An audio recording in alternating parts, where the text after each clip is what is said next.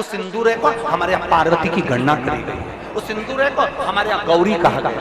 उस सिंदूर को हमारे यहाँ पार्वती की गणना, उस सिंदूर को सती कहा गया। उस सिंदूर को पार्वती का स्वरूप कहा गया। उस सिंदूर को गौरा कहा गया। उस सिंदूर को गौरी कहा गया।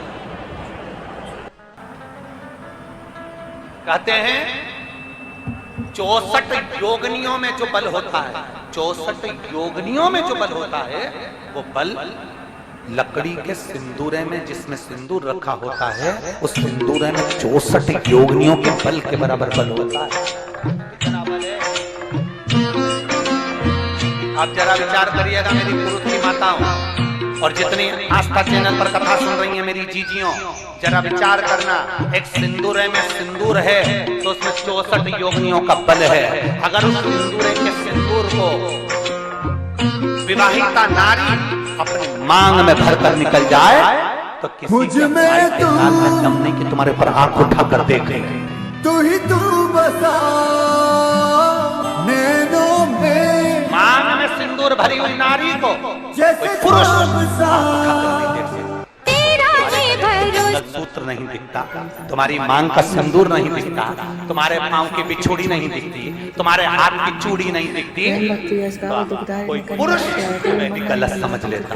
पर जिस नारी के मस्तक पर सिंदूर चढ़ा होता है, जिस नारी के मांग में सिंदूर भरा होता है, उस नारी को कोई साधारण पुरुष आंख उठाकर देख ले, उसमें दम चाहिए, क्योंकि 64 योगनियों का बल उसकी मांग में भरा हुआ है। आप सबने सामर्थ्य करना प्रारंभ करा। कई लोग आज भी पशुपति व्रत के विधान को लगाने में शर्म आता है, आवाज पर में किसी भी चेंज कर बोल रहे हैं। क्रोध से भी छोटे गांव में जाकर देखना, छत्तीसगढ़ के छोटे से छोटे गांव में जाकर देखना, उत्तर प्रदेश के छोटे से छोटे गांव में जाकर देखना, बिहार के एक छोटे से छोटे गांव में जाकर देखना, मध्य प्रदेश के छोटे से छोटे गांव में जाकर देखिए, गुजरात के एक छोटे से छोटे गांव में जाकर देखिए, झारखंड के एक छोटे से छोटे गांव में जाकर देखिए। वहां की छोटे से छोटे गांव की माताएं अगर काम करने, पगाड़ी उठाने भी जाती हैं, मेहनत करने भी जाती हैं, तो मांग में सिंदूर भर कर जाती हैं। पूजन की थाली लगाई है, पूजा की थाली, अभिषेक का सामान सब लेकर आप मंदिर में जाइए। शिव मंदिर में जाकर बाबा का जल अभिषेक पूजन करिए, जिस हिसाब से आप करते आए हो। पूजन की थाली में सामान उतना रखना जो शाम को भी आपके साथ चला जाए, अलग से नहीं रखना। गौरी शंकर अलग से केवल शाम को दिए रखो, जल रख लो थोड़ा सा, और बाकी का जो अनुष्ठान तैयार करोगे बस वो बाकी तुम्हें ये महसूस हो जाना चाहिए सब सुबह की घर में रहने वाला पति शंकर और तुम गौरी।